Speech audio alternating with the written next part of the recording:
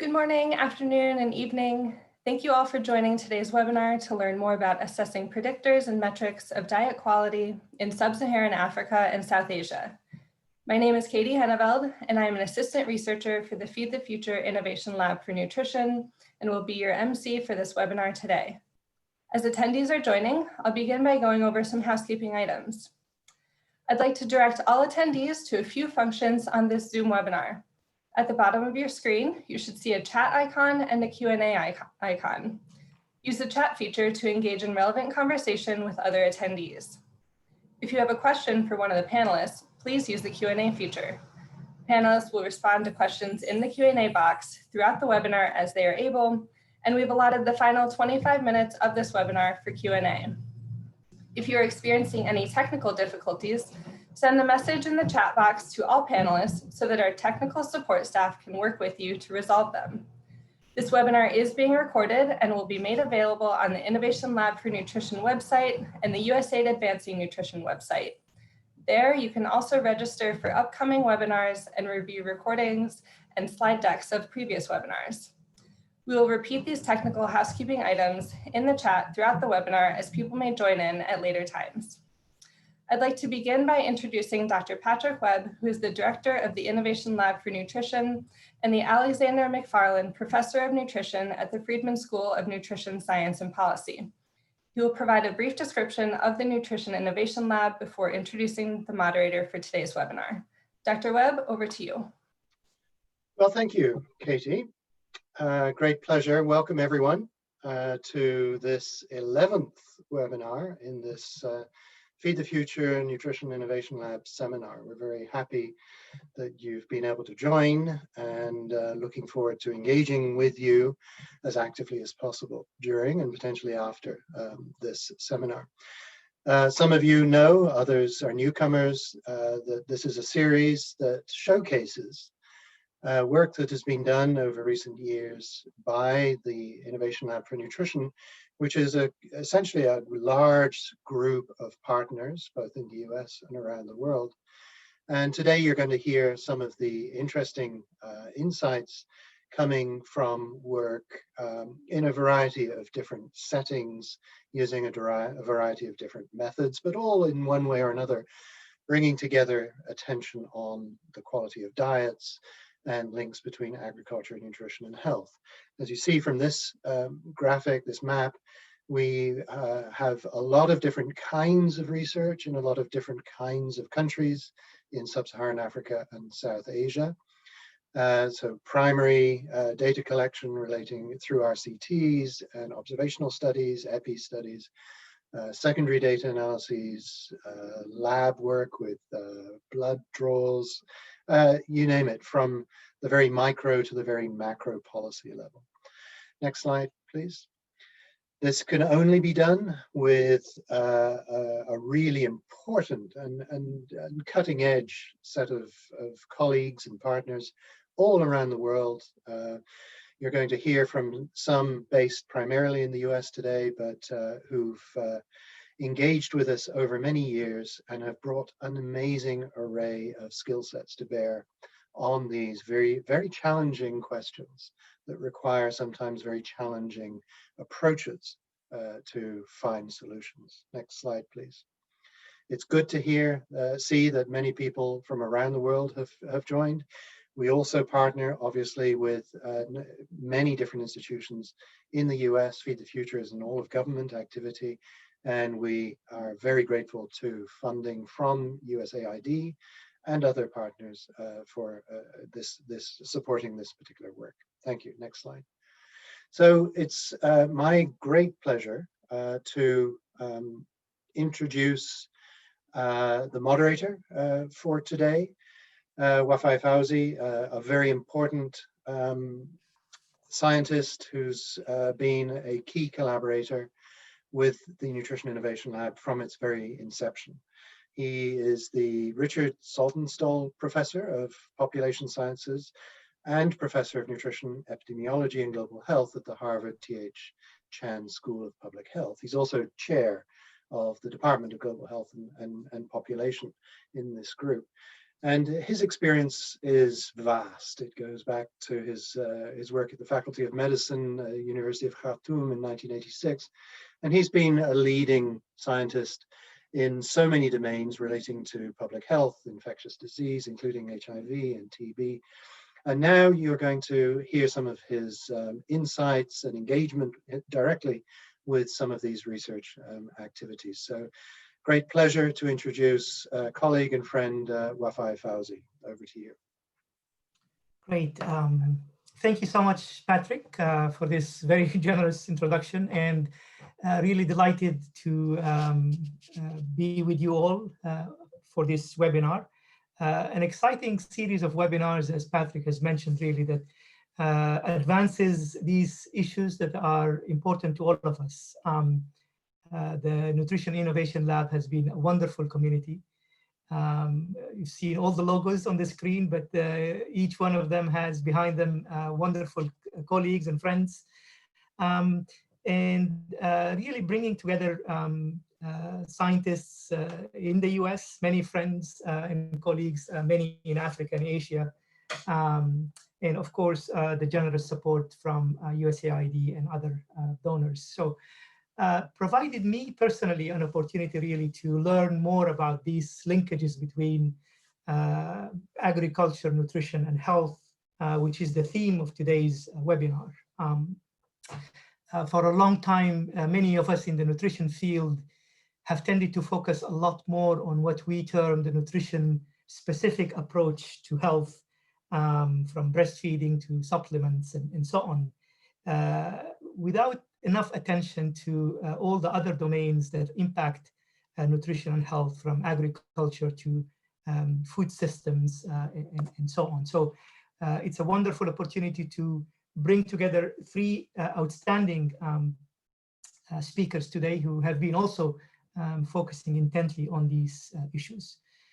One of the key sort of elements in this field that we are about to address today is questions around metrics. That's evident perhaps in the title of the webinar itself. I think one of the key words is metrics of diet quality. And so that enables us to assess sort of the burden of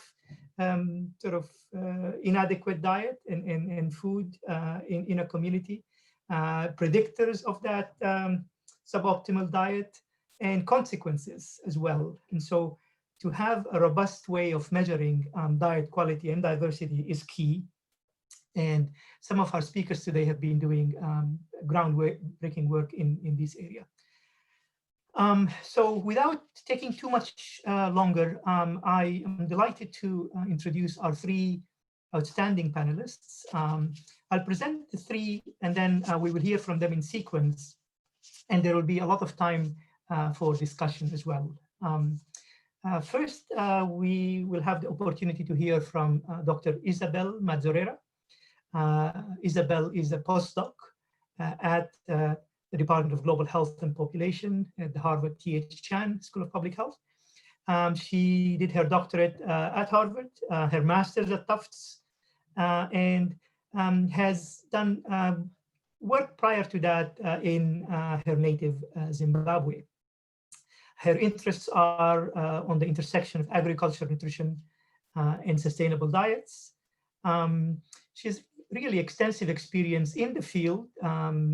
Sort of in addition to her academic achievements, she has actual practical experience with a number of organizations in the field, Save the Children, UNICEF, Ministry of Health of Zimbabwe, the World Bank, and others. So delighted that she can sort of harness these two elements together in today's presentation. And next we'll hear from Dr. Elena Brodas, who is a senior instructor in the Department of Family Medicine at the University of Colorado School of Medicine. Elena completed her PhD in international health at the Johns Hopkins Bloomberg School of Public Health. And her current research focuses on the integration of strategies to address food insecurity and other social needs within primary care. She has extensive experience in Nepal, and other settings, but I think for today she will focus on the work with the Poshan community that she has used to advance some important research questions that she will share with us.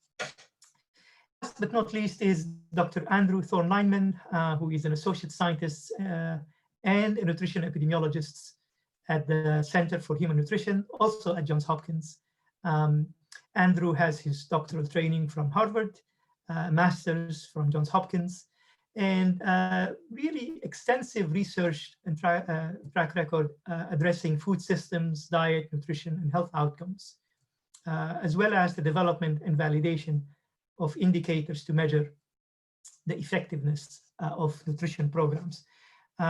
You will notice that there is already a theme that's emerging. The three of them have worked on similar topics. They come from similar backgrounds, from Harvard to Hopkins to Colorado to Tufts. And that's really sort of an example of the Innovation Lab. It's a community of people who have worked together for a long time and always keen to extend that network to many more people over the next few years, we hope. So we will proceed then with our first presentation.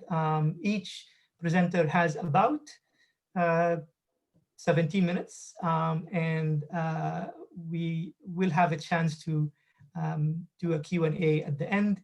If you have any questions or clarifications, please feel free to add them to the Q&A part, as we have been told, and I'm looking forward to a wonderful webinar. So, Isabel? Great, thank you. Good morning, good afternoon, and good evening to everyone around the world. Thank you very much for joining us for this webinar. This morning, I will talk a little bit about diet quality. My presentation is in two parts. The first part focuses on the association between diet quality and poor outcomes during pregnancy in urban Tanzania. And the second part looks at what are the predictors of diet quality for women in Tanzania. Next slide, please. So we know that suboptimal diets are an important risk factor for mortality globally. We also know that close to 3 billion people around the world cannot afford a healthy diet. And we know that most affected are women and children because their diets tend to be monotonous, they tend to be plant-based, and also there's a limited supply of fruits and vegetables. And this results in a lot of micronutrient deficiencies for this group. More broadly, when we look at studies and programs that have focused on diets in low and middle income countries, particularly for women, they've focused on dietary diversity as a measure of diet quality. However, my question throughout this presentation is whether we need to expand beyond dietary diversity. Is overall diet quality important in low and middle income countries? That's my key question. And this is particularly so when we think about the global dietary transition that's taking place. In particular, does it matter when we look at urban or rural populations in low and middle income countries? Broadly, we can think of diet quality as being composed of three different components. The first one is one that relates to food diversity, where we expect diets that are diversified to be able to provide most of the micronutrients that people need for to reach their nutrition goals and to be healthy. The second aspect is an aspect that relates to moderation, where really we worry about moderating or limiting consumption of foods or food groups that we know have been associated with poor health outcomes. For example, we can think of sodium or saturated fat as food groups that have been shown to cause ill effects, and therefore we want to restrict these. The third aspect for diet quality relates to balance, where we want to, first of all, make sure that the energy composition of the diet does not lead to overnutrition, but also balancing the three macronutrients, balancing protein, carbohydrates, and fats, and how the role that they play in the diet. Next slide, please.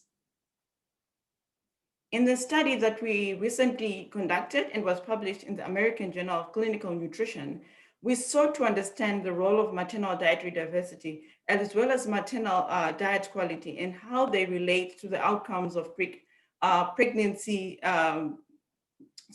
pregnancy outcomes in urban Tanzania. I will discuss this study a little bit more in the next few slides. So the study population for the study that we conducted in Tanzania was composed of about 8,000 pregnant women. And these were women that were recruited in Dar es Salaam. The women were part of a study called the perinatal study. And the perinatal study evaluated multivitamin supplementation or placebo within this group. And the supplements were administered during pregnancy and early into the postpartum period. For inclusion in the study, women needed to be between 18 and 45 years of age, and they needed to be within 12 and 27 weeks of gestation. We collected data on dietary intake multiple times during the pregnancy using the 24-hour dietary recalls. Next slide, please. Based on this dietary intake data that we had, we combined the data collected at multiple time points during pregnancy, and we came up with two indices that I'm going to discuss further.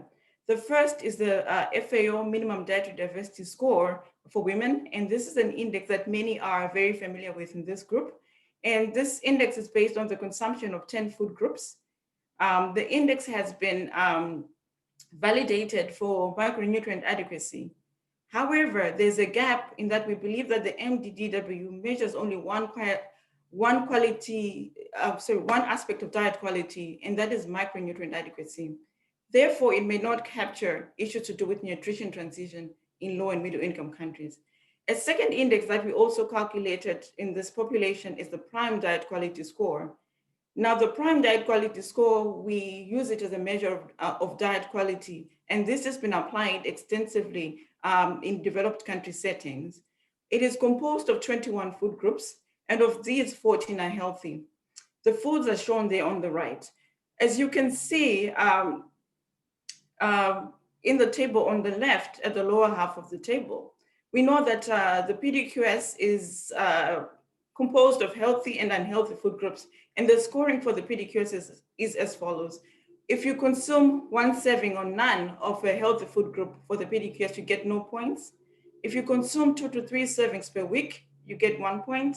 And if you consume 4 or more servings per week, you get 2 points. And the scoring is reversed for unhealthy foods. As I alluded to before, the PDQS has been shown to predict, to be associated with chronic diseases. In particular, it has been shown to be protective against cardiovascular disease, and has also been shown to be protective against gestational diabetes, hypertension and pregnancy, and many other chronic diseases. Next slide, please. In our study, just to run through this very quickly, when we looked at the association of the first score, the MDDW, with pregnancy outcomes, this is what we found. We found that women in quintile 5 of the MDDW had up to 26% lower risk of small for gestational age births when we compared them to women that were in quintile 1. When we looked at associations with preterm birth, low birth weight, and fetal loss, we found no significant association for the MDDW. Next slide, please. When we looked at the second index, the PDQS, and associations with the same outcomes, we found that women in quintile 5 of the PDQS had 45% lower risk of preterm births, and also 47% lower risk of low birth weight and fetal loss. And this is compared to women that were in quintile 1. We found, however, there was no association between the PDQS and small for gestational age births within this urban population. Next slide, please. So in conclusion, we found that maternal dietary diversity and quality may be modifiable risk factors for adverse birth outcomes in Tanzania. We found that the PDQS, which is the measure of maternal diet quality, was inversely associated with preterm birth, low birth weight, and fetal loss. We also found that the MDDW, a measure of dietary diversity, was inversely associated with small for gestational age. Therefore, we believe that in addition to diet quality, we should also, in addition to dietary diversity, we should also consider dietary quality for women during pregnancy as a predictor or as a factor for poor birth outcomes. And further study of these two scoring systems in low and middle income countries is warranted.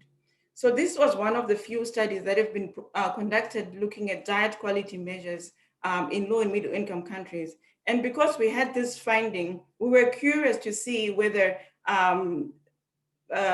diet quality is also important in rural populations. And so we did the next study. Next slide, please. So the next study looks at the association of food crop diversity with maternal diet quality in Tanzania. And this study was recently accepted for publication in the Journal of Nutrition and should be out in the next few weeks. Next slide, please. So when we look at the conceptual framework that relates on-farm diversity, dietary diversity, and market diversities, as we can see from the conceptual framework, we hypothesize that there are interactions between these three, that on-farm diversity can influence dietary diversity, and that it can also influence market diversity, and that in turn, market diversity can also influence dietary diversity, and that the interactions between some of these aspects also goes back and forth. In this current study, we thought that we would want to elaborate a little bit further on these interactions. Next slide, please. We know from the literature that diversification of food crop production or livestock production is an important strategy to improve diet quality. We know that production of food crops increases the amount of calories and micronutrients available for consumption.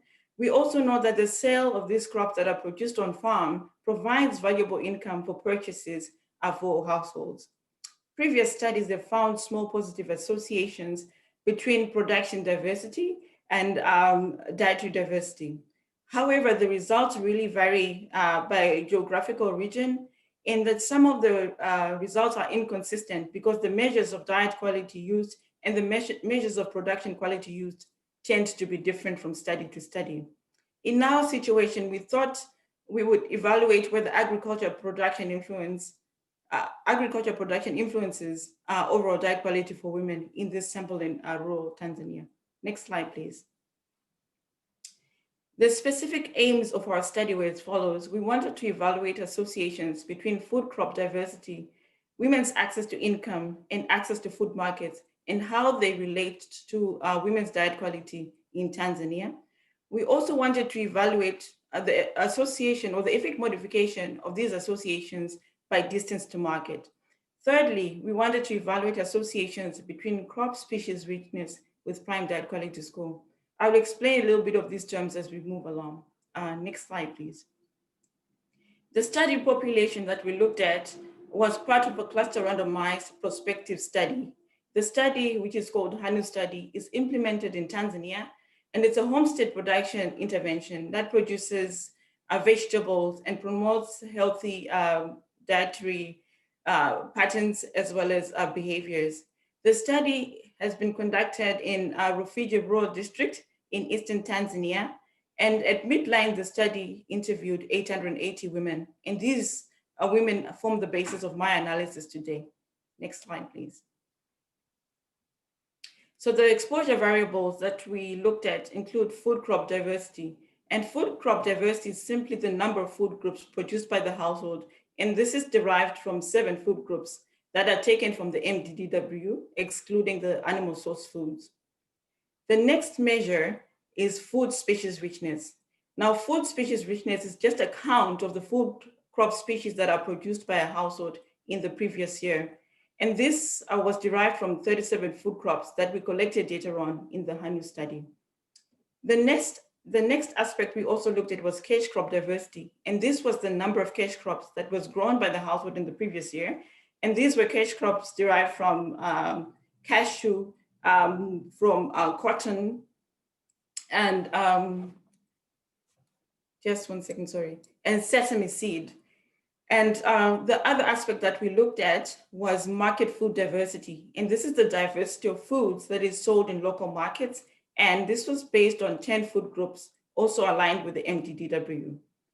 We calculated a minimum and median market food diversity based on information received from 27 key informants. Finally, we calculated the distance to market for each household to 2 larger markets that were within the population's area of residence. Next slide, please. Now going through the results, we saw that on average, BMI for women was a little bit high at about 24, and about 24% of the women in the study population were overweight. The majority of women had either primary school education or none, and only about 30% of the households owned chickens. The median market food diversity score was about 7.5, and this is out of 10 food groups. And the median distance traveled to the market was about 1.1 kilometer. In this study, 21% of the women reported that they participated in non-farm income activities, and 16% participated in salaried employment. Next slide, please. When we looked at food production by the household in the study, we found that most households produced grains and dark green vegetables. And the most commonly produced crops were rice, maize, amaranthus leaves, and sesame seed. We also found that our food crop diversity in this population was low, with households producing on average 2 food crops.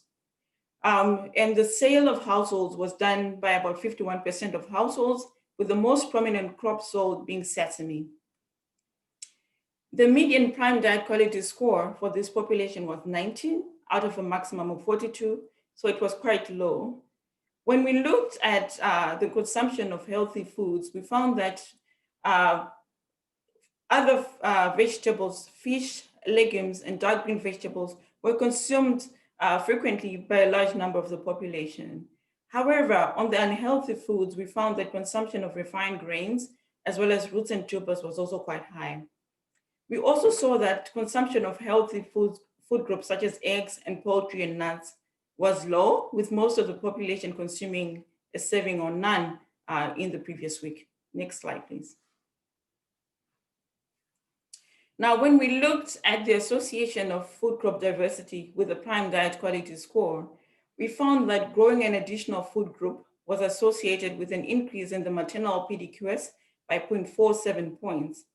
We also found that when women participated in wage or salary employment, the PDQS was higher by 0.96 points.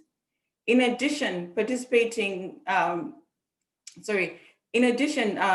market food diversity was positively associated with the PDQS, and it increased PDQS by 0.50 points for each increase in the market food diversity score. And the distance to market was negatively associated with the prime diet quality score. We also looked at effect modification by distance to market in this study, and we found evidence that that the distance to market was significant as an effect modifier of this relationship between food crop diversity and the PDQS. Next slide, please. So in this slide, we show the effect modification by distance to market. The P for interaction for the effect modification was 0.02. And in figure 3, we found that for women living closer to markets, food crop diversity had a higher estimated association with PDQS. It increased PDQS by about 0.67 points compared to an increase of 0.40 points for those that lived further away from markets. And the median distance to market, just to remind the audience, is about 1.1 kilometer. Next slide, please. In the next analysis, we looked at the association of crop species richness with the PDQS, and we found in an adjusted model that our production of additional food crops was associated with an increase in PDQS by 0.31 points. And we also found evidence that there was effect modification of this association by the sale of food crops. So for when we looked at the association of crop species richness, we found that the association was stronger among women from households that sold food crops, and it increased the PDQS by about 0.48 units compared to no change or no increase for households that did not sell food crops. Next slide, please. In conclusion, we found that we looked at the complexity of pathways from food systems to improve nutrition outcomes for women. We found that household food production may act with both access to markets and access to non-farm income in its association with women's diet quality in Tanzania. We also believe, therefore, that policies and programs to improve women's diet quality should consider aspects of market access and women's access to off-farm income, in addition to diversifying household crop production.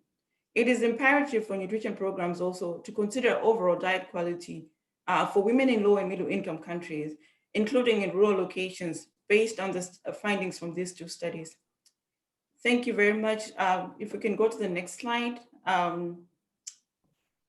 I would like to acknowledge the participants in the HANU study and partners from Ifakara, Sokoine University, the Harvard Chan School of Nutrition, as well as the Nutrition Innovation Lab, as well as the Izumi Foundation that provided funding for this. Thank you. Great. Thank you so much, Isabel. Very clear and informative. You have a couple of comments and questions in the Q&A that are seeking some clarification. So I'm sure you will take these on there, and we will come back for Q&A from the audience at the end. Now it's a pleasure to move on to the next presentation, and Elena will take us through. So Elena, over to you.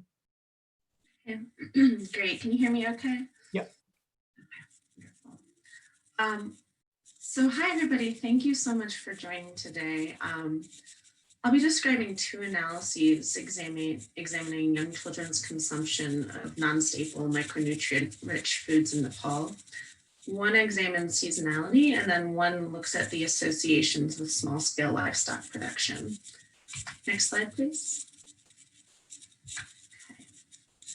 So we know that diet quality is extremely important for children's growth and development, and that when diet quality is poor, that can have lifelong implications. However, like Isabel was mentioning, in many low-income settings, diets primarily consist of staple crops like rice and other grains, which are not adequate sources of many essential nutrients. Meanwhile, foods that are nutrient-rich, like fruits and vegetables and animal source foods, are much less frequently consumed. So increasing household access to and children's consumption of nutrient-rich non-staple foods is essential for improving diet quality. Next slide, please. These are some examples of provitamin A-rich fruits and vegetables, which are one important category of non-staple nutrient-rich foods that we examined in these analyses. Next slide, please.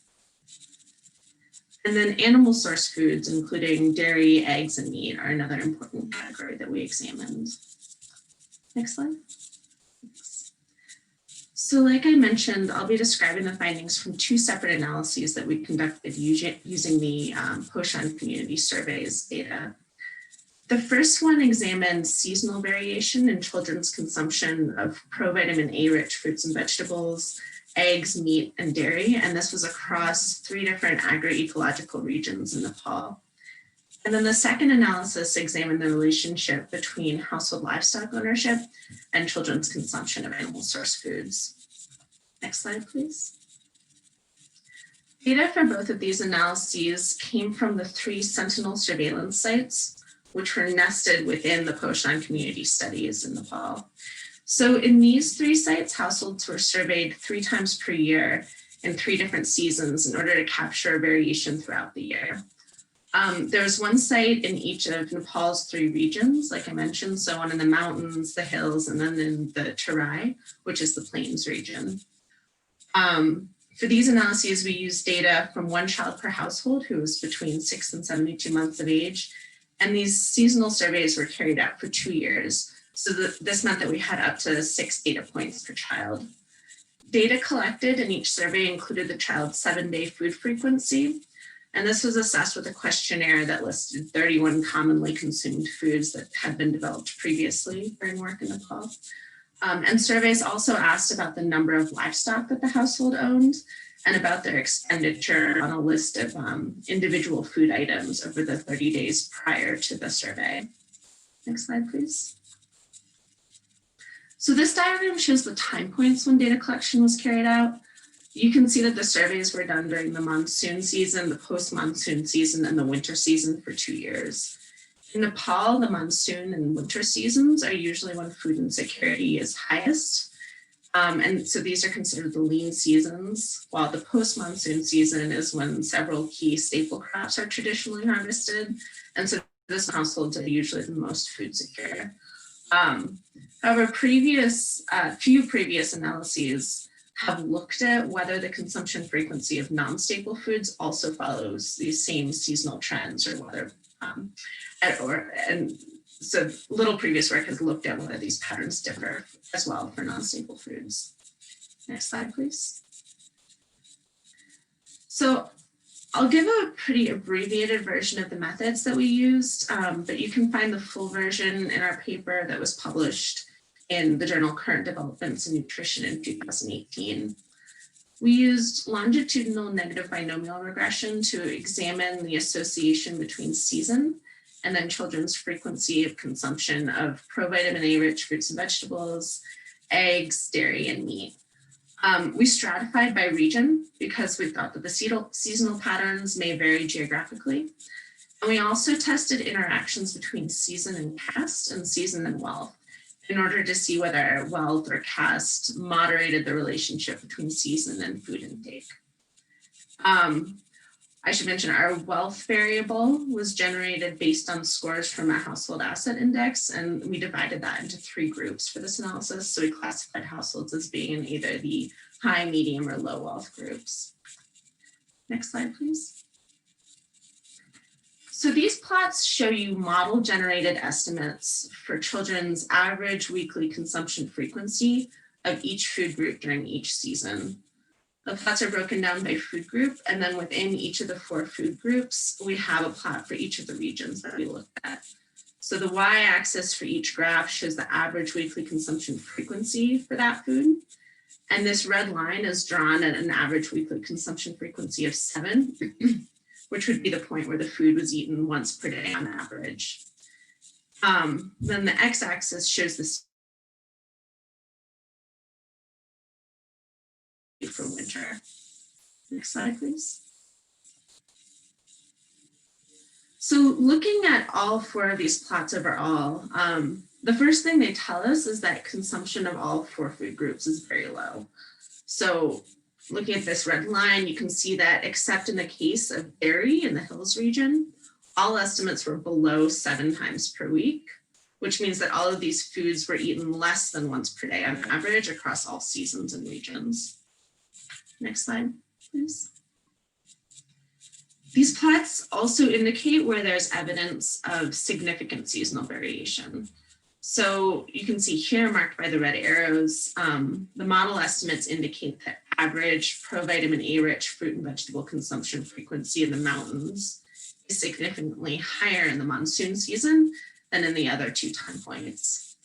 And then in the Terai, the plains, it's almost 0 during the post-monsoon season and significantly higher during the monsoon and winter seasons. Next slide, please.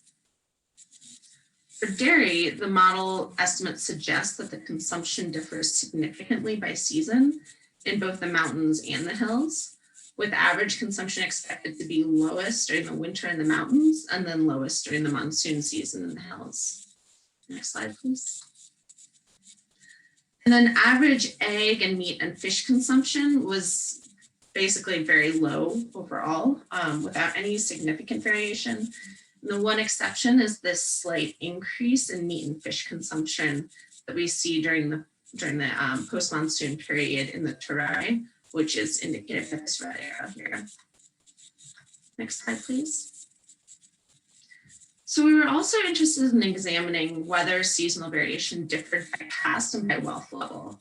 So in cases where we observed seasonal variation, we also tested interaction terms to see if seasonal variation differed by wealth or by caste.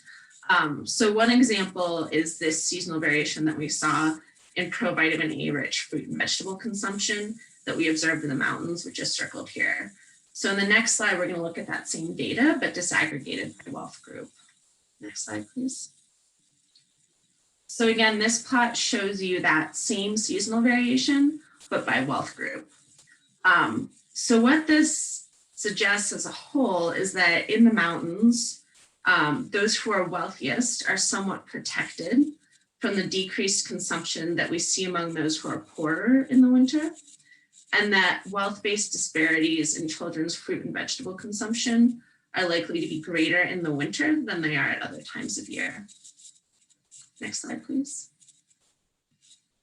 And then another interesting example is this slight increase in meat and fish consumption that we see during the post-monsoon season in the Ture. So the next slide is again going to show what happens when we disaggregate this by past this time ethnicity. So when we disaggregate, we see that the increase in consumption is actually among children from Muslim households, but not Ture group households. So this is an example of why it can be important to consider caste and ethnicity when looking at seasonal dietary patterns in Nepal. And then more broadly, it's an example of why it's important to consider seasonality in general. So for example, imagine that you conducted a survey to examine dietary intake at just one time point. If you carried that survey out during the post-monsoon season in this part of Nepal, it would give you a different impression of the dietary intake of children from Muslim households than it would if you conducted it during the monsoon season or during the winter season. Next slide, please. So based on this first analysis, we can conclude that children's consumption of non-staple nutritious foods is very low overall in Nepal. It needs to be increased year-round. Second, this analysis indicates that children's consumption frequency of provitamin A-rich fruits and vegetables and of dairy differed significantly by season, and that those seasonal differences varied by region.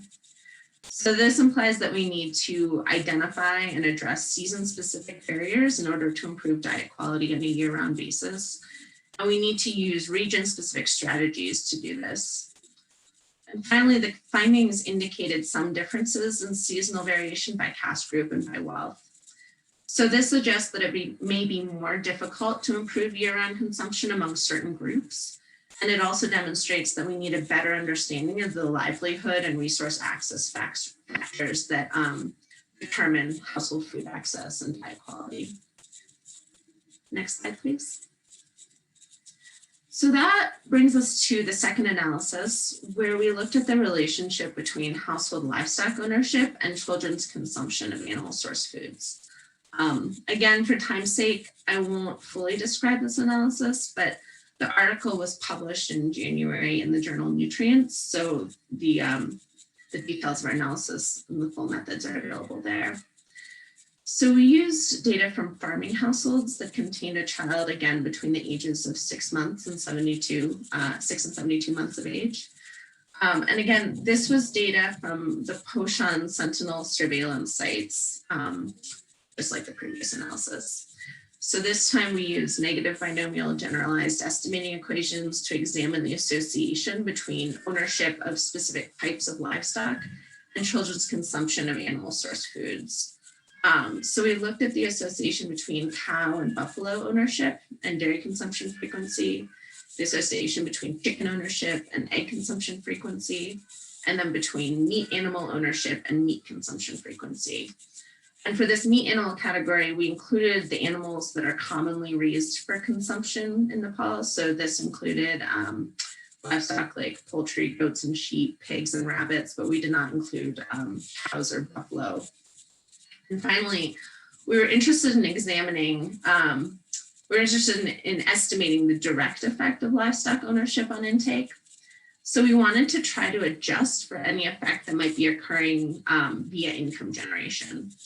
So in each model, we also included the household expenditure for the relevant food item.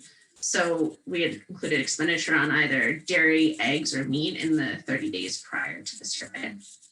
Next slide, please. So these graphs, again, show the predicted marginal values based on the model output.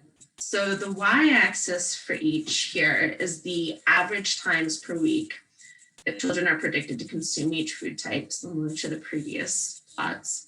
And for each type of animal source food, we plotted the relationship between the numbers of livestock owned, which is the x-axis and the plots to the left, and then food expenditure, which is the x-axis and the plots to the right. And these variables were categorized based on their interquartile range. So that's why the units and increments differ across these plots. Next slide, please. So the first thing to note is that the relationship between the number of livestock owned and food consumption frequency differs quite a bit across these three plots. Next slide, please. So looking at cattle ownership first, this suggests that there's a fairly consistent increase in children's dairy consumption frequency as the number of cows or buffalo that the household owns increases. Next slide, please. When we looked at poultry ownership, we see that there is a significant increase in children's egg consumption frequency that's associated with owning 1 or 2 chickens compared to owning none, and that the relationship levels off after that.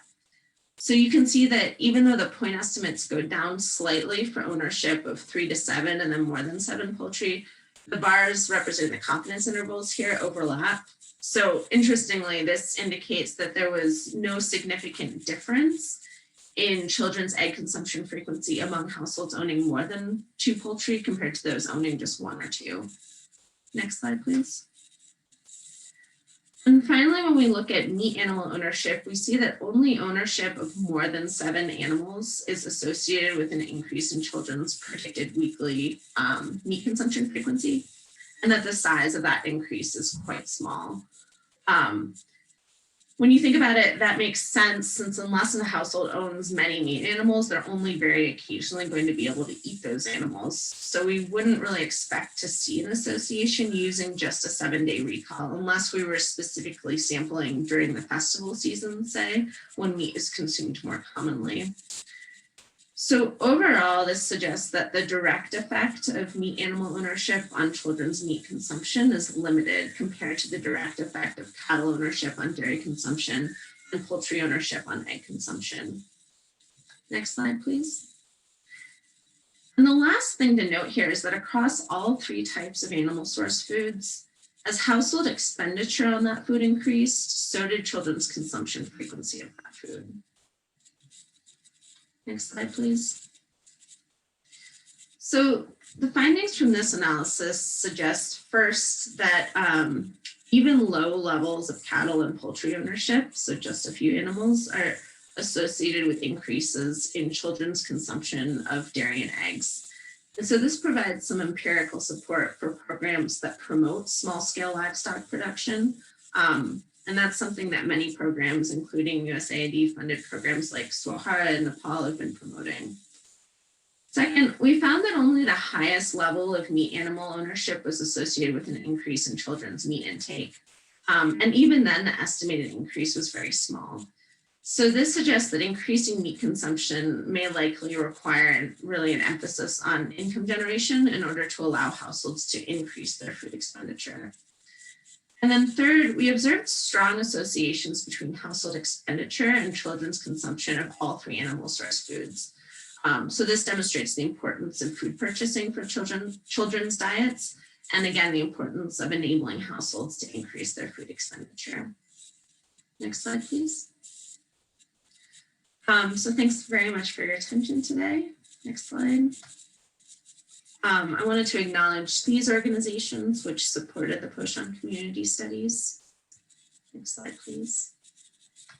And finally, all of the individuals that contributed to the data collection and research and were part of this team. Thank you. Great. Thank you so much, Elena. Really very interesting set of findings. And I'm sure we will have a chance to discuss some of these. And there are already a lot of interesting questions that we will come to. Last but not least, really delighted to hear from Andrew Thorne-Lineman. Andrew, the floor is yours. Thank you so much. And thank you all for joining us. I know for many of you who are up late here in the United States, this is an early morning for you, and we really appreciate everybody from all over the world joining. This is great attendance, especially for today. So thank you. So I'm going to build on the findings that Elena just presented and talk about seasonality of the minimum dietary diversity for children indicator in 3 settings: Nepal, Peru, and Senegal. And I would just like to begin by just thanking USAID Feed the Future Nutrition Innovation Lab for the funding to especially look at the Nepal data. And then we received funding through the DataDent project from the Bill and Melinda Gates Foundation to also look at data from Peru and Senegal. And so I'm going to be presenting from 3 settings on 3 continents today. Next slide, please. So first, a little bit of background. There have been increasing calls for indicators that are more responsive to programs than anthropometry. We know in particular, although there's a lot of talk about stunting, and we know that stunting is a great indicator of poverty, it's not extremely responsive, especially in the short term, to nutrition programs. And increasingly, with programs becoming more multi-sectoral and involving agricultural components that are really aiming to try to increase the diversity of foods that are available and consumed by especially children and mothers, there's increasing interest in diet and foods consumption indicators. And this was really highlighted in a great review by Anna Herforth and Terry Ballard in 2016, which found that nearly 93% of projects that they surveyed reported on diet or food consumption indicators. And that really showed tremendous growth compared to a previous review in 2010. So these indicators are really catching on, especially in agriculture and nutrition projects. And for that reason, I think it's really important not only to undertake studies that validate these indicators against nutrient adequacy, which has been done for the minimum dietary diversity for child indicator, but also to examine some of the practical elements of the indicators. And so we know that diets in many settings are seasonal. We know that certain things like vitamin A rich fruits are extremely seasonal in certain countries. You know, mango season in Bangladesh, in South Asia, lasts a couple of months and then it's gone. And during that season, a lot of people eat mangoes. But while we know and believe that diets are seasonal, the extent to which this indicator, the minimum dietary diversity indicator for children, is subject to seasonality remains uncertain. And so IFPRI undertook a review of the different causes of child malnutrition, and they published it, I think, last year, and in South Asia. And they found that only 1 study had been published, and this was prior to Elena's study being published. Only 1 study from South Asia had been published looking at seasonality of child diets. And so there's a real information gap here, and that's what I'm going to be presenting on today. Next slide, please.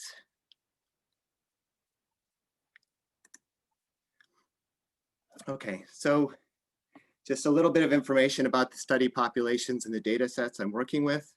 Elena presented on the Poshan study of Nepal, which followed the same methods that she outlined, only we're presenting on a smaller population because it's a subset of 6 to 23-month-olds, while she presented on 6 to 72-month-olds. We also were able to get data from Peru, the continuous DHS, which is a round-the-year survey. They collect data at 2 points per year, and we have data from 2004 to 2016 on about 36,000 children, so quite a large data set, which enabled us to look over many years at seasonal patterns in this indicator. And similarly, the Senegal continuous DHS was started a little bit after the Peru data set.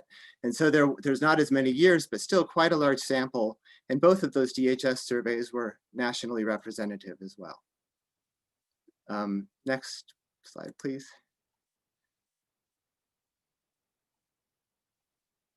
I'm not seeing the next slide. Thank you. And so I think many of you are familiar with the minimum dietary diversity for children indicator, although for some reason, some people are not aware that it has been updated. And so now breast milk has been added, and now it's an 8 food group scale. And the threshold has also been raised to 5 or more food groups. And so it includes grains, legumes, dairy products. I'd like to highlight that flesh foods also includes fish consumption, not just terrestrial meat, eggs, provitamin A rich fruits and vegetables, other fruits and vegetables. And another score that we looked at was just the simple tally of all of these as a continuous variable, which we called the food group score. Next slide, please.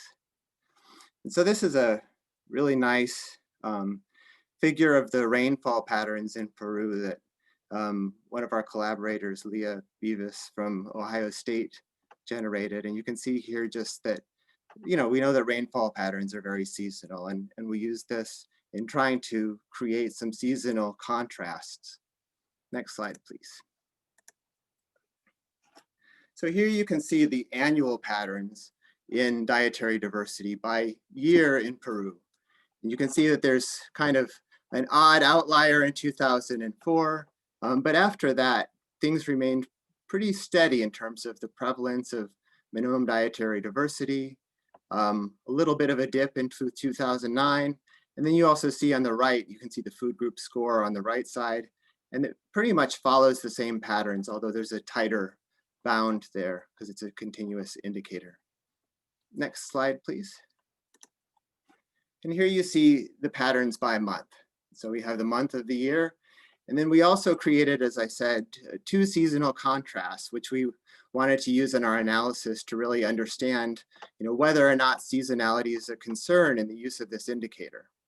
And so you can see first the wet season, which was generated using those rainfall pattern maps that Leah had done for us, and then also a lean versus non-lean season, which came from the FuseNet cropping calendars.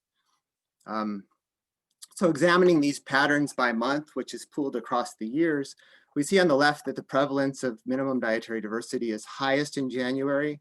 It falls through May, and then it rises a bit through August, and then levels out around 65%. And it's important to also note in each of these countries the overall prevalence of this indicator.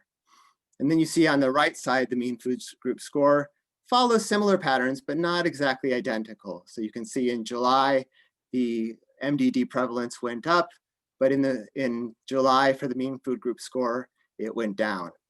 But overall, it's kind of a similar pattern. Seems to be higher in January through March. Next slide, please. Okay, so on the left side, you can see the figure there. This presents the contrast between the lean and the non-lean season, and then also the rainy and the non-rainy season. And you can see that it's actually quite similar. The prevalence here, prevalence estimate is about 2% higher for the non-lean season compared to the lean season. And then you can see that it's very, very close for the rainy and non-rainy. And so the main contrast there seems to be with the lean season. We also ran OLS regression analyses to see whether or not these are significantly different. And these regression analyses also included a dummy variable for the year of data collection. So we're adjusting for year in those. And you can see that for both indicators, the MDD and the FGS, you can see that lean season was significant. But again, it's not a major difference here, not as big as we had expected. Next slide, please. And here you can see sort of the breakdown of individual food groups. And it appears very similar. For a lot of these food groups, you can see that it's quite constant for things like breast milk, grains, roots, and tubers, legumes, and nuts. There's a little bit of a difference in January and February for dairy products. But the score remains similar, the total score remains similar because at the same time as there's a rise in dairy products, the egg consumption for January and February looks a little bit lower. And so I just think this is really interesting that there is remarkable stability here. Next slide, please. So now turning to Senegal. Here's again the maps. I think one difference between Senegal and Peru is just the agroecological zones. It's a much more similar pattern that you see here in all parts of the country. And so although there's a little bit of differences in the rainfall patterns for perhaps June and October, overall, when it becomes the rainy season in August and September, it's the rainy season everywhere there. Next slide, please. It's also a flatter country. We know that both Peru and Nepal are extremely heterogeneous in their agroecological zones.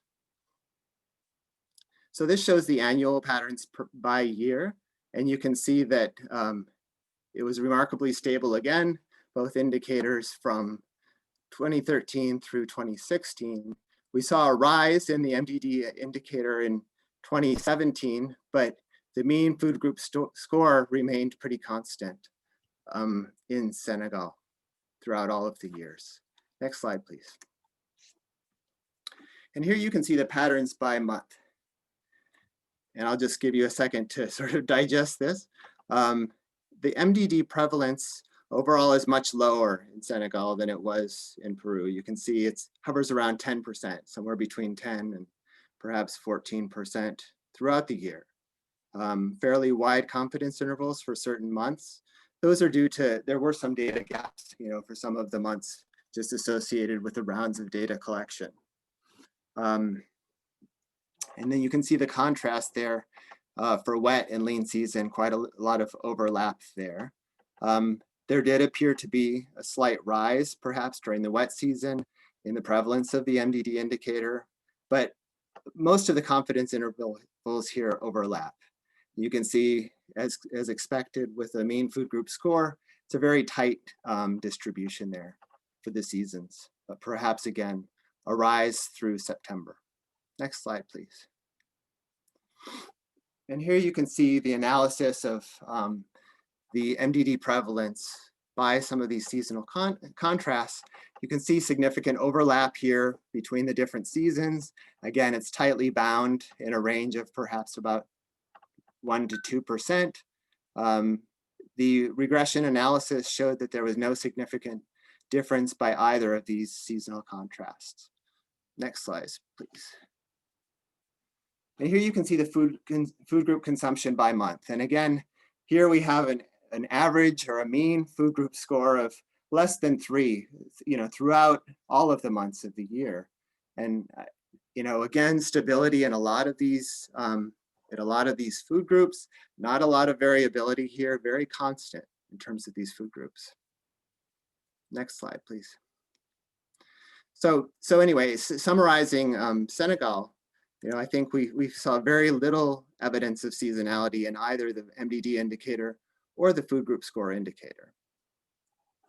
Now moving on to Nepal, we'd just like to refresh your memory here that in Nepal, we did 3 sentinel sites, 1 in each of the 3 regions of the country, much smaller sample size than the other 2 analyses, and also that we included all of the consenting households in these sentinel site areas that had children of eligible age.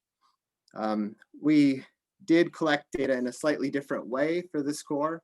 And so we had 24-hour recall consumption of 31 commonly consumed items in the past 24 hours, but our breast milk recall was for the past 7 days. And we just dichotomized that and treated it as if it had been a 24-hour recall. Next slide, please. And here's a summary of the sample size for each of the different rounds here. And there was some overlap, in the children in this sample. And so that is one difference in study design as well, is we had some of the same children overlapping different rounds. And also that we had 3 specific seasons that we sampled in, the post-monsoon season, the winter season, and rainy season.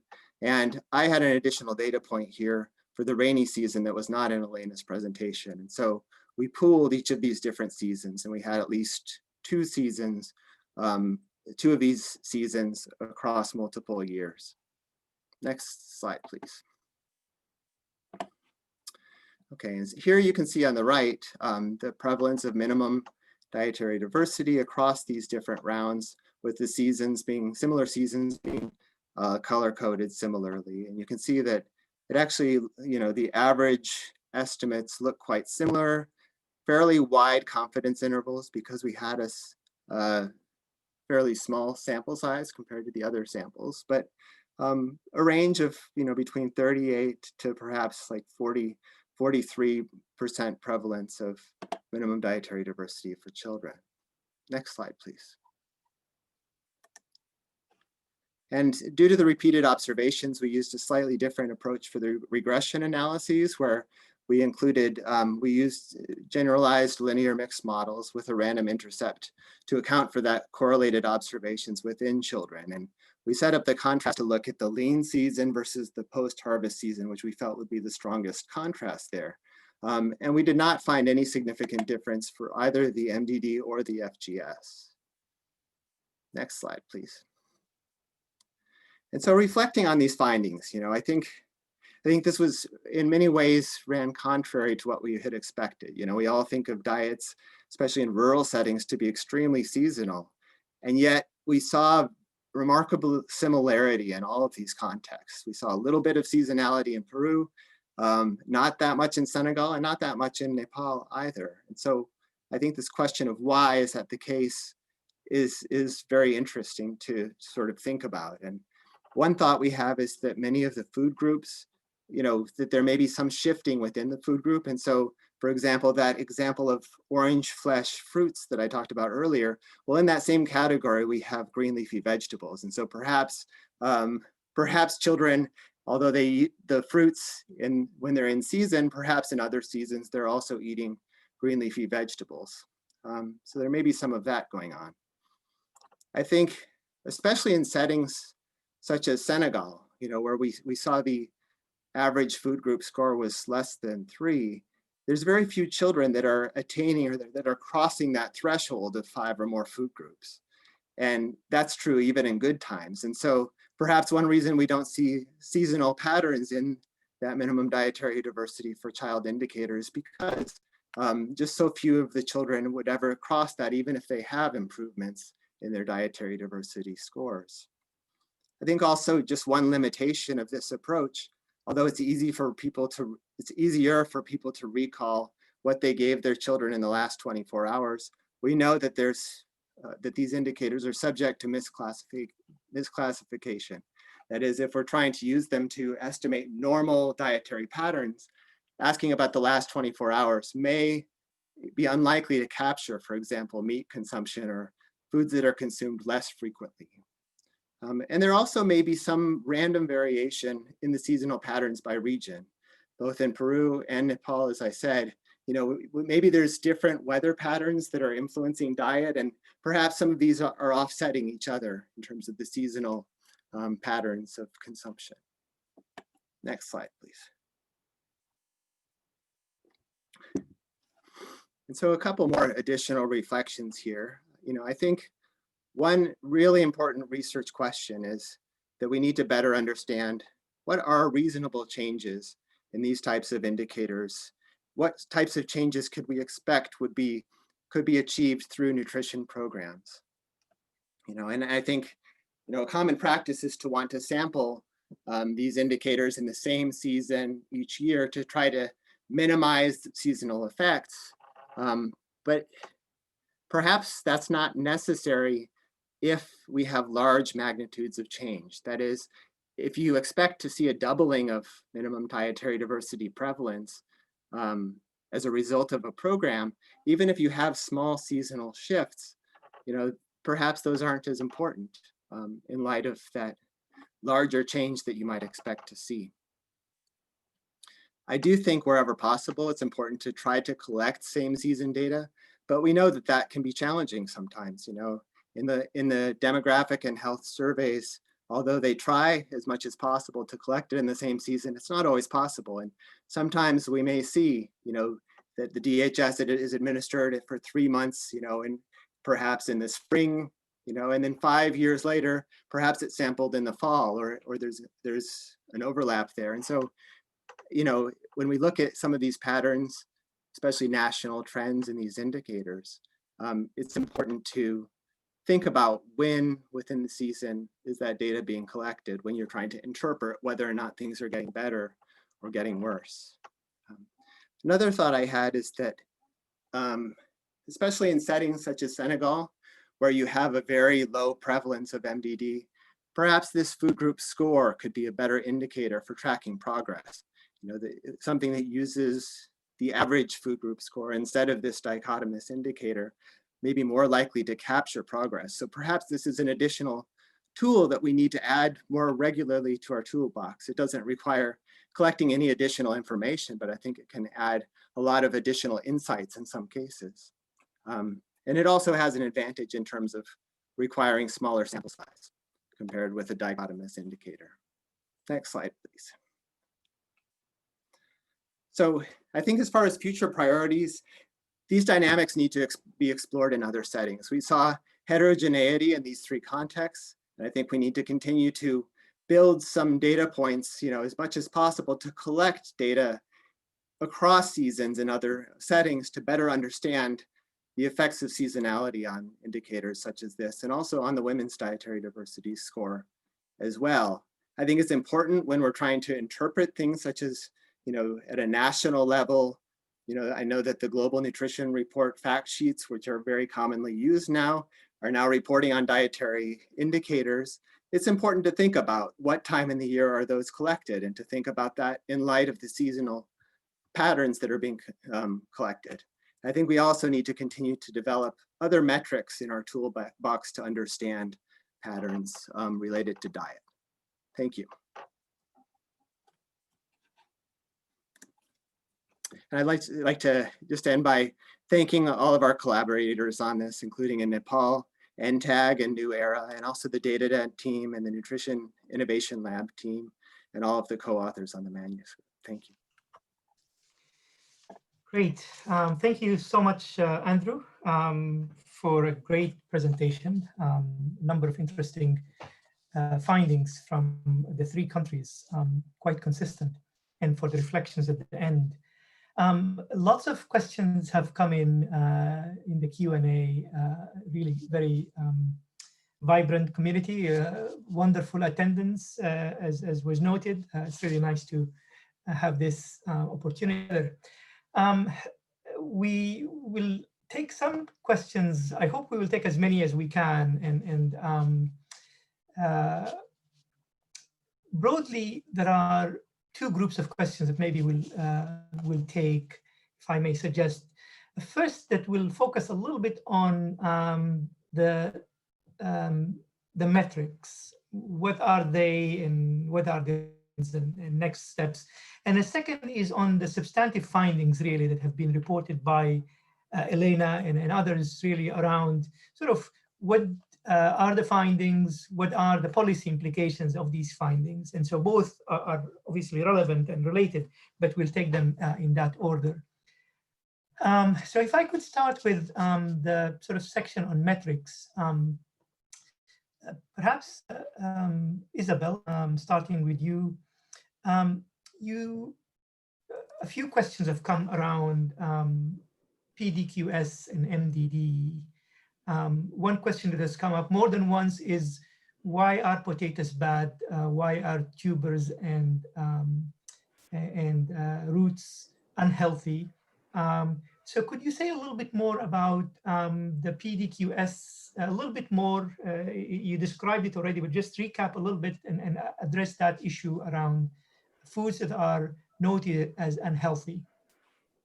Great, thank you. That's a really important question, judging from the responses from the audience here.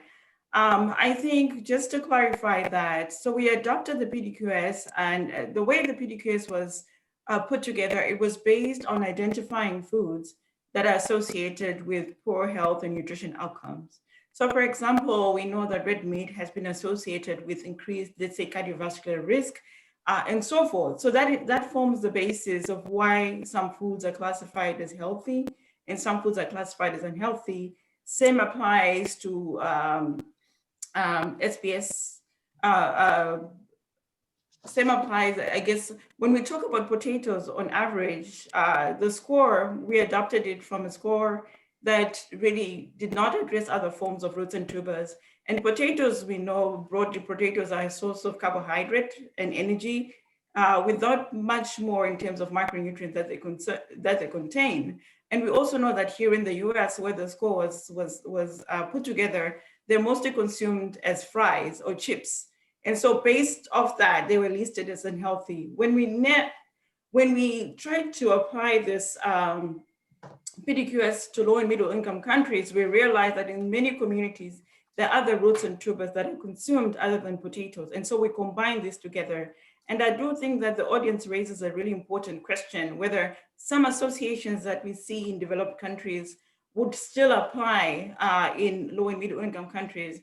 And I believe that one of the studies that's looking at this is the GDQS study that Professor Fauzi and others are leading to try and disentangle how to classify foods as such.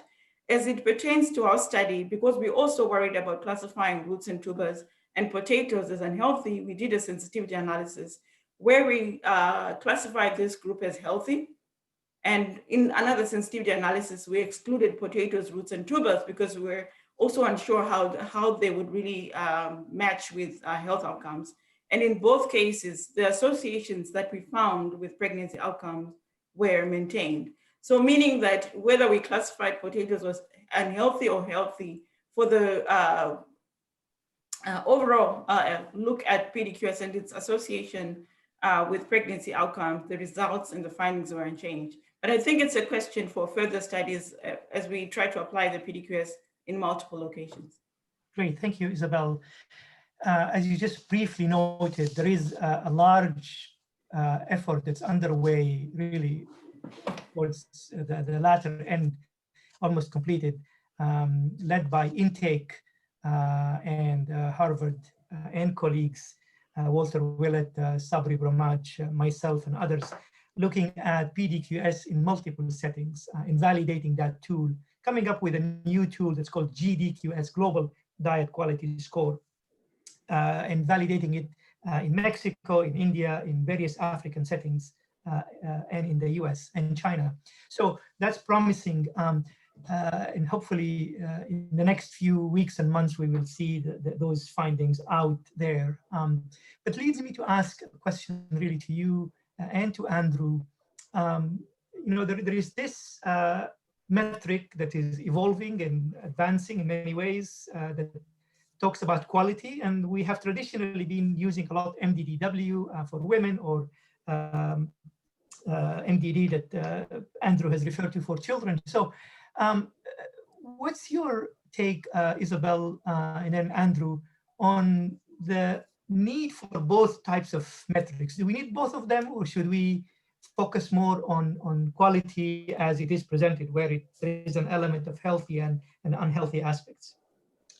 Isabel? Okay, great, thanks. That's a really important and difficult question. I would hope not to answer that. But I think that broadly, the two scores, in my opinion, they're complementary. I believe that, for example, when we talk about situations where the main limiting factor is consumption of micronutrients, then the MDDW can perform quite as well in terms of associations with poor health or nutrition outcomes. However, I do think that increasingly diets have changed. I'm Zimbabwean, I grew up in Zimbabwe, and over time, every time I go home, I'm surprised by what people are eating. So there is nutrition transition. And I think that to be on top of this transition, we really, really need to be able to start tracking consumption of unhealthy foods and how they influence health outcomes. Particularly, we do see in many low and middle income countries, increased occurrence of diabetes, of hypertension, and many other diseases that could be diet related. So I think tracking and increasing tracking of the PDQS or related indices that look at diet quality overall beyond just diversity is quite key, not just for women, also for men, and probably also for children. And that, I think, is my opinion. That's helpful. Andrew, your thoughts? Yes, I think both are beneficial. I think it's actually quite challenging to just have one combined metric. We know that dietary diversity correlates positively with energy intake, and if energy intake is something to be concerned about, I think we need a different metric that somehow deals with that aspect of things, because wealthier households have more diverse diets overall. Yeah, I mean, you just gave me one thought though, which is, perhaps one reason why we don't see more seasonal patterns, especially in Nepal, is given the findings of the ARCH project, and just the expanding role of processed food consumption in child's diets, that's not as seasonal. And if children are increasingly being fed biscuits and other things rather than, these components of dietary diversity, perhaps that's attenuating some of the seasonal patterns that we would have observed even 10 years ago. Yeah, very interesting. So a common thought really between what you and Isabel said is really it's important to collect data on diet and then analyze it in various ways. And hopefully over the next few months and years, we will learn a lot about sort of the application of dietary data in its calculation as sort of various metrics. But on that, Andrew, you noted that maybe a single 24-hour recall may be suboptimal, and there is some miscommunication there. So what does that mean? What are the implications of that really? Should we be doing more? Can we be doing more single 24-hour recall?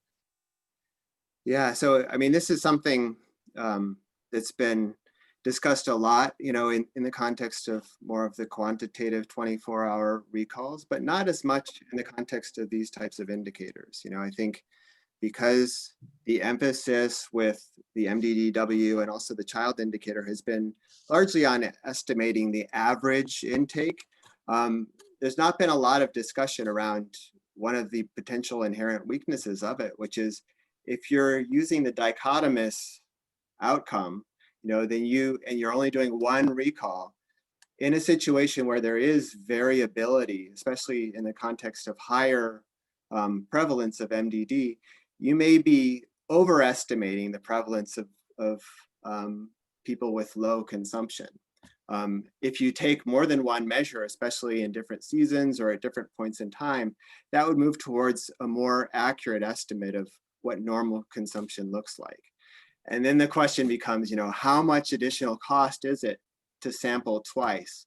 Would it be possible, even in a subset of households as part of the DHS, to go back and sample a week later, say, and to try to get another measure, similar to what we do for blood pressure measurements? You know, you don't want to just have one blood pressure measurement. If you really want accurate estimate of blood pressure, you need to take it twice. And it's the same concept with diet, with the 24-hour recall. And right, and so if perhaps a subsample has two measurements and you can come up with a way to correct for that measurement error, would be quite useful. Perhaps we'll see more of that. We've seen a lot of that with nutrient analysis, and maybe more of that with dietary diversity and dietary quality would be useful to do. Elena, if I could transition a little bit to findings that you have shared from Nepal. One question that came in the Q&A is, you've noted that animal source foods have low consumption. And an interesting question is, could that be due to cultural or religious reasons? How do you sort of factor in these social determinants? Yeah, I think that definitely plays a role, and that's one of the reasons why we did examine caste and ethnicity. And so I think our findings suggest that there definitely is variation by caste and ethnicity, and you know, these different groups have different social traditions around food. I think our findings, though, also suggest a really important role for economic factors and spending capacity, capacity for household to purchase food. And so I think, I think it's important to consider the role that food traditions can play, but I think the economic factors play a very large role here. That's a good point. So sort of that leads to some thinking a little bit about solutions and implications of the findings that you have. But before we get to that, and we are running out of time, but still it's an important area. Another observation from the audience is that there tended to be highest consumption of certain foods in the monsoon as opposed to the post-monsoon. And there was a question from one person, and more than one really, to what extent there are efforts to preserve or dry or other means of refrigeration, etc., for these foods. Any thoughts of how that might be playing a role? And then maybe transitioning from there to broader implications really of your findings to policy and programs. How do we increase access to these aspects of these foods in the setting of Nepal? Yeah, so as far as the preservation question, that's not something we can really look at, unfortunately, with this data, since we didn't ask about fresh versus preserved foods. I think if we're talking about provitamin A-rich fruit and vegetable consumption being higher in the monsoon period, and that's one of the things we saw in the months. Anecdotally, I think that during the rainy season, there is more capacity to grow leafy greens and other fruits and vegetables. So I think when we see that increase, I think that may be more due to the increased capacity for household production of these foods during that season. But I do think that preservation definitely could contribute to some of the decrease, that may be attenuating seasonal differences that we see.